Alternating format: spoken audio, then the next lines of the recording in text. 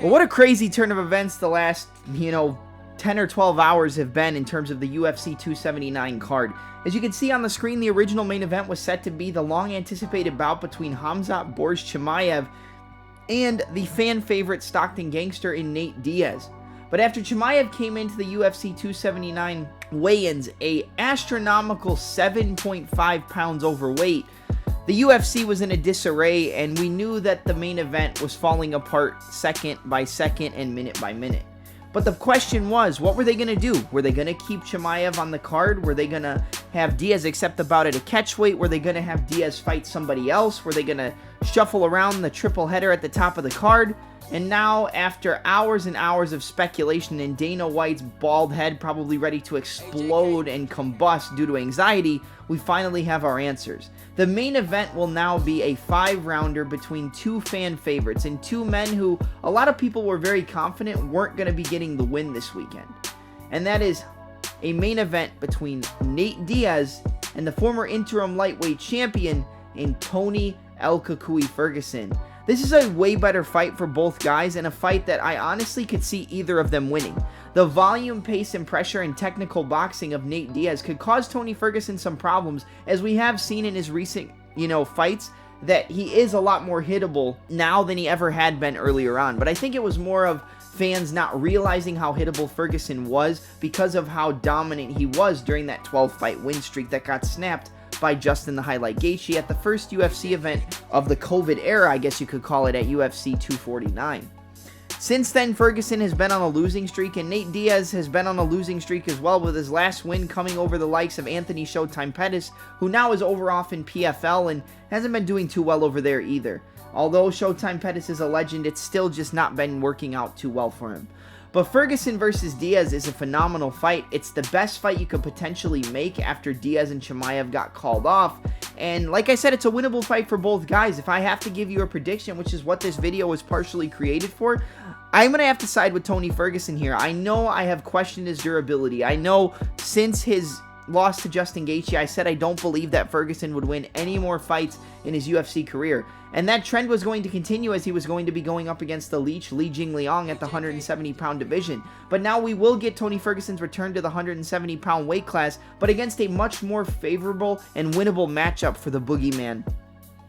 Diaz can also win this fight as well. Like I said, the volume, the boxing ability, he's the much more technical boxer, and I think he can out-volume Tony, and the fact that Tony is so hittable, it does worry me a little bit for the Boogeyman's chin in this fight. But I feel like Tony Ferguson is going to be the more technical guy over 25 minutes. I feel like the elbows, punches, and potential ground and pound of a Tony Ferguson is going to cut up Nate Diaz, probably the most we've ever seen him bleed inside the octagon. If I can insert the just bleed meme right here, I would, because that is the perfect way to describe this main event. It is just bleed for 25 minutes, a fan favorite fight, and like I said, the best option after Chimaev and Diaz got called off. But if I have to give you a prediction, I say that the overall striking variety, the pace, pressure, and technical ability, I wouldn't even say technical ability, but I think the pace and pressure and variety of Tony Ferguson is going to give Diaz a lot of trouble. But it would not shock me if he was able to crack the chin of Tony Ferguson with his beautiful boxing and that very, very sneaky 1-2 or 3-2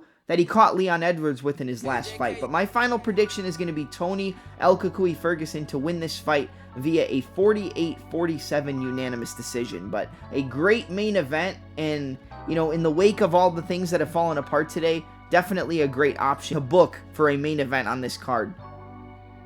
Dana, what time is it? What time is it, Dana? Please tell these guys. It's Tony time, bitches!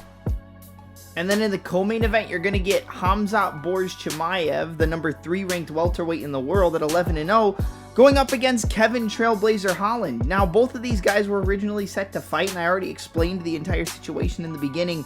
But after the press conference got called off due to a brief scuffle between Khamzat Chimaev and Kevin Holland backstage, these guys have had bad blood and some so-called beef for about a year. And this is a fight that maybe should have been booked to begin with without even having Chimaev and Diaz being scheduled for 279. But I think that when it comes down to Holland versus Chimaev, I gotta side with Chimaev here. I think the wrestling, the takedowns, the top pressure. Kevin Holland has had a lot of trouble with wrestlers in his career, but mainly at the 185-pound middleweight weight class. That was against the likes of a Marvin Vettori, against the likes of a Derek Brunson, and so on, and he had been continuously taken down, out-wrestled, and out-controlled. But Chimaev's wrestling, his top control, his ability to control you from the half guard or in with the Dagestani handcuff wrist control, and ground and pound you into the mat, I feel like Kevin Holland's inability to defend takedowns, even though it has gotten better, I don't think we'll see those improvements showcased against Chimaev. I think that he will probably get taken down, get controlled from the top, and just be outworked and probably pulverized into the canvas. However, Kevin Holland is very dangerous on the feet. He uses some very solid traditional martial arts techniques like side kicks, front kicks, round kicks to the head, and he has a very, very sneaky and long 1-2. And maybe Chimaev's anger and disdain going into this card after missing weight and the bad blood that he has with Holland, I feel like maybe he'll want to entertain the striking on the feet for a little bit too long, and there is the potential that Holland's range can give Chimaev some problems and land a 1-2 and shock the world all in one night and become one of the most talked about fighters in UFC history with one gigantic victory over the undefeated Chimaev, handing him his first professional defeat. However, if I'm going off of what I believe this fight will go down as and how I believe this fight will play out, I think that Chimaev will most likely close the distance, land some shots on the feet until he gets in on the hips of Kevin Holland, take him down, ground and pound him, and eventually lock up a submission. So I'm going to go with Khamzat Borz Chimaev to defeat Kevin Holland via first round submission, probably with a rear naked choke. But what I would like to see play out, just for madness and the complete craziness that this weekend has had, to cap it all off, a stoppage victory and a knockout victory for Kevin Holland would be the perfect way to cap off this card. I can't pick it, but I wouldn't sit here and say that I wouldn't be hyped up and surprised if that was to happen, My official prediction is going to be Khamzat Chimaev to defeat Kevin Holland via first round submission. And last but certainly not least, the final fight to discuss on this newly created triple header is a catchweight bout at 180 pounds between the Leech, Li Jingliang, who was originally set to fight Tony Ferguson at 170 pounds, and Daniel D-Rod Rodriguez, who was set to go up against Kevin Trailblazer Holland in a catchweight bout of 180 pounds. Now, the biggest thing for me is that the Leech is going to be outgunned by 10 pounds in this fight. He had to cut 10 additional pounds. Rodriguez was able to come in here with 10 pounds of additional weight, even though this fight wasn't originally scheduled and these men had no idea they were going to be fighting each other. I feel like this fight is dangerous for Daniel Rodriguez, but I think the weight is going to play a big factor against the Leech, Li Jingliang. I think we could see the grappling, wrestling, and, underappreciated jiu-jitsu of Daniel Rodriguez and his grappling ability be showcased against the Leech. Due to this catchweight bout, I think we might see him shoot some takedowns and look to control the Leech from the top position and potentially look to take the back, land some ground and pound, and win rounds the longer the fight goes on. But when it comes to the striking on the feet, man, the Leech is very, very solid. He likes to throw that 1-2. He likes to throw that hook cross. His best and most lethal combination is that right hand dipping off to his lead left side to load up with the potential fight ender in the lead left hook. We've seen him catch Muslim Salikov with the same shot, and we saw him knock out Santiago Ponzinibbio with that left hook as they both threw the right hand and tried to come back with the same shot, but the Leech has got there first. He has the power to hurt Daniel Rodriguez, and he has the ability to knock out just about anybody that he fights. And this is not going to be an easy fight for D-Rod in the slightest.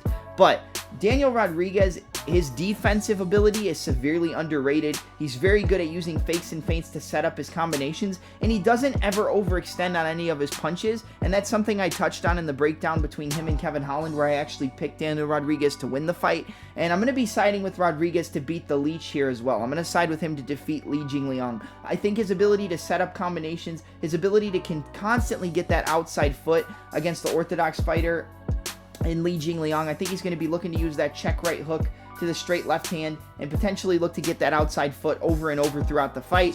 He's going to be looking to get the outside foot, land that right hand, land the left hook, use the inside and outside low kicks to keep the Leech at bay, and just be able to set him up and set traps a little bit better than the Leech in this fight. And I think his offensive and defensive ability, he doesn't get drawn into wars. He does get caught. He did, lose a fight to Nicholas Dalby, and he did get caught by Dwight Grant before eventually getting up and finishing him himself.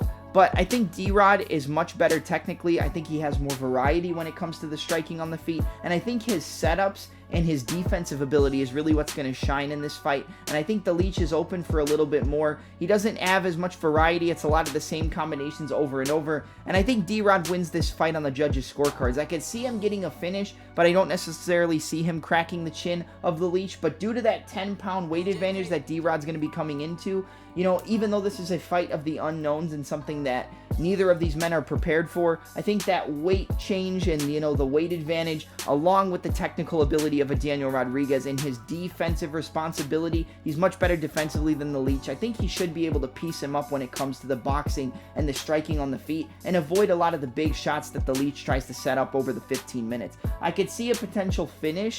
And I'm actually going to pick a finish here. I was going to go with a decision for D-Rod, but I'm going to pick a finish here. I'm going to go with Daniel D-Rod Rodriguez to defeat the Leech, Li Jingliang, via a second round TKO. I think he constantly catches him with that check hook, you know, getting that outside foot, and eventually is going to set up that straight shot down the middle, catch the Leech on the chin, and overwhelm him with a volume combination to get him out of there. So my pick is Daniel D-Rod Rodriguez to defeat the Leech, Li Jingliang, via a second round TKO victory. So my picks, my updated picks for the triple header on the card are going to be Tony Ferguson via unanimous decision, Hamzat Chimaev via first round submission over Kevin Holland, and then Daniel Rodriguez to defeat the Leech, Li Jingliang, via second round TKO. I'm glad I got this video out to you before the card takes place tomorrow. I know it's late, but due to the last 10 to 12 hours, this entire event is crazy, and I can't wait for the fights tomorrow. Arguably a better card than it was originally, and man,